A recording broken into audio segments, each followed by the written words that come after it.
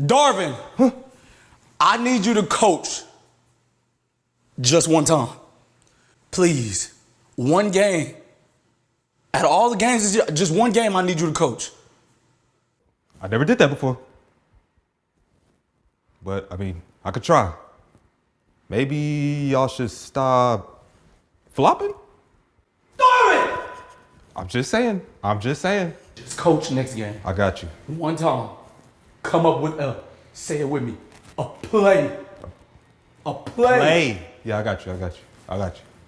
Yet another video hating on yet another Overwatch League team. Look, I'd stop making these videos if teams actually lived up to their expectations, but yet another organisation has let me down. A team with one of the largest budgets in the league at over $1.2 million according to Yiska's budget tier list has once again become not just mid, but worse than mids. The spirit of the 2021 American Tornado proves to be of no use at the top level of play, and when you have coaches like Gator and Spilo implying that they'd rebuild the entirety of the Defiant with that budget, it's tough to not look at Defiant as just another org shoveling money into a fire pit. I asked Gator, would you have built that team differently? He responded, that's bait. It is bait. It is bait. I will not bite hook and sinker. There you go. But I will nibble. Dude, this is so slippery. It is a disaster that you spend that much money and you still have weaknesses in hero pools. Where if you're Toronto, it's a risky move because you don't have an S tier tracer player. You don't have an S tier main tank player. Spend as much money as you have. 3 support players, 3 DPS players. You're banking on American Tornado confidence. That's what you're banking. The goal of the roster wasn't to have every single hero pool filled, for better or worse. The goal of the roster was to have American Tornado all over again. And they're going to live or die by that, I think. I don't want to spend too much time going over their history, because in reality, they've always been mids. And that's not even me insulting or me hating. They've literally had, at best, mediocre performances from the very year they joined the league, back in 2019. In the regular season, they got 17th in 2019, 15th in 2020, 11th in 2021 and 2022, and now they're looking to be bottom 3 in NA. Unlike the other 4 teams I've made videos on, like Shanghai, London, Shock, or Vegas, they've at least had one, if not more than one great year. But that's not the case for Toronto. Just look at how much blue is plastered all over their Liquipedia. Also, quick side note, but if you want to get coaching from yours truly, and to also read the reviews, link down below. Also, consider joining this channel for under £1 Great British Pound and get 6 different benefits, including on-stream coaching. Anyways, I'll start off with some brief but important context to understand why the Defiant might be performing as bad as they are in this season. The majority of the Defiant starting roster are from contenders team American Tornado, Hydron, Sam,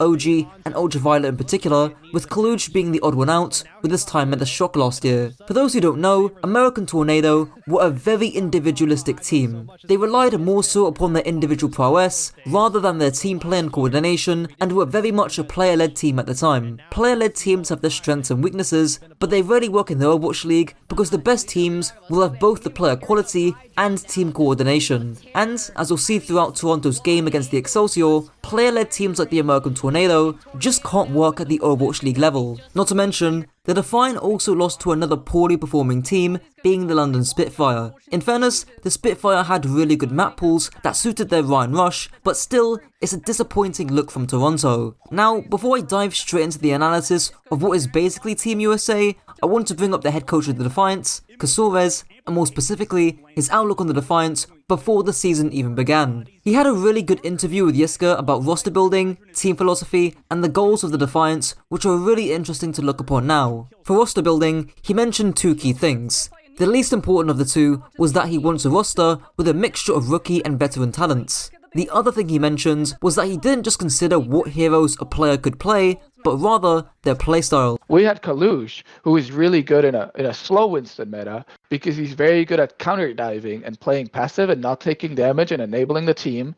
And yet we played Mikey in the finals because he's more aggressive. So I think instead of just looking at players like, oh, he can play this character, he can play that character, I think it's also important to look at this player's preferred playstyle is aggressive or passive, and that's what we need in this meta. I find this really interesting to look back upon now, because Kajor probably made a vital oversight with player hero pools. And that's because the Defiant haven't got a tracer player. they've got 2 flex players in Speedily and Sam, and a hit scan in Hydron, no Tracer specialists. And I feel that Kajor is smart enough to know how important and flexible Tracer is in pretty much any meta. Not to mention, Defiant also lack a good Sombra too. When you're roster building with a 7-digit budget and you haven't got a top tier Tracer, that's on you. In terms of the Defiant being player led or coach led, Kajor has mentioned how he wants a middle ground between the two. Potentially, this too could have been an oversight on the part of Kajor. When things aren't going well for the Defiant, who's gonna whip them back into shape?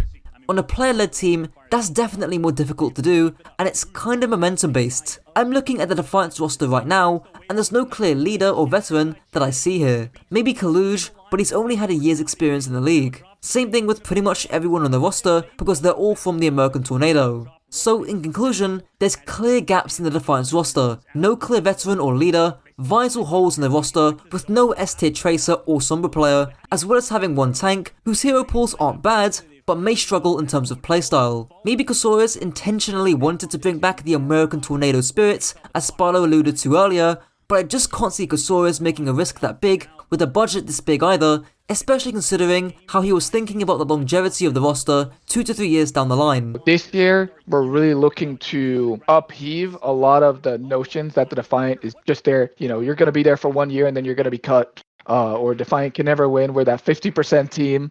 I think we're really looking to do better than we did last year.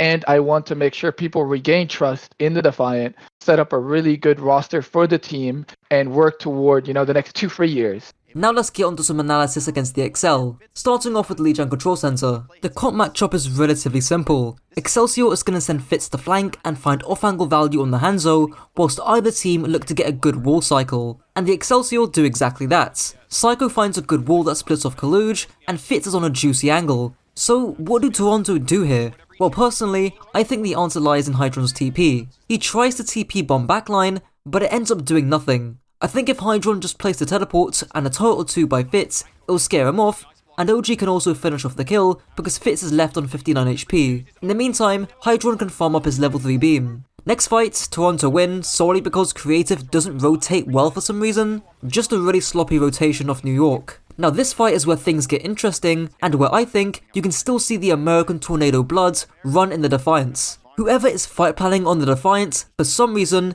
thinks it's a good idea to run it down mid against both a Dragon Strike and a Blizzards. This is the most contenders play I've ever seen, and Kajor, you need to talk to the Defiant on fight planning, because whoever came up with this shit needs to be fired, I'm sorry. Next fight, Speedily gets a poor Blizzard, and once again, Fitz is free on the angle to do whatever he pleases. Especially considering creative matrixed here, I really think Hydron needs to be marking Fitz with his teleport and sending OG to pester him. The teleport is merely a distraction, and Hydron doesn't even need to teleport through it immediately or just ever, because the whole purpose is just to occupy the attention of Fitz. I mean, just look at Hydron this fight. He certainly gets a lot of value.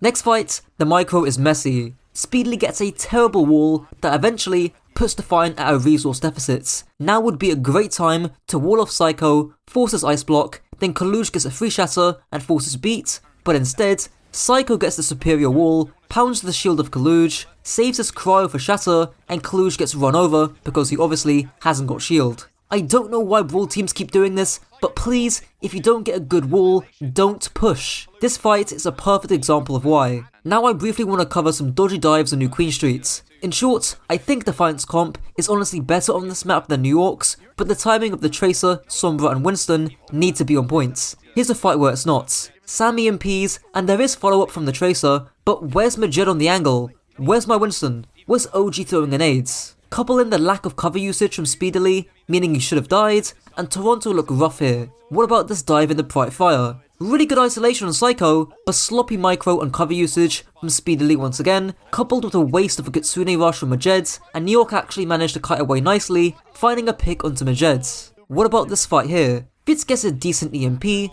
before Sam and Speedily are in position, and as a result, they force Primal and Suzu. Not a bad trade. Toronto end up forcing Beat and Annihilation in the same fight in exchange for Pulse Bomb. So far, so good for the Defiance. But then, Sam decides to get a very early EMP once again, and there's no follow-up.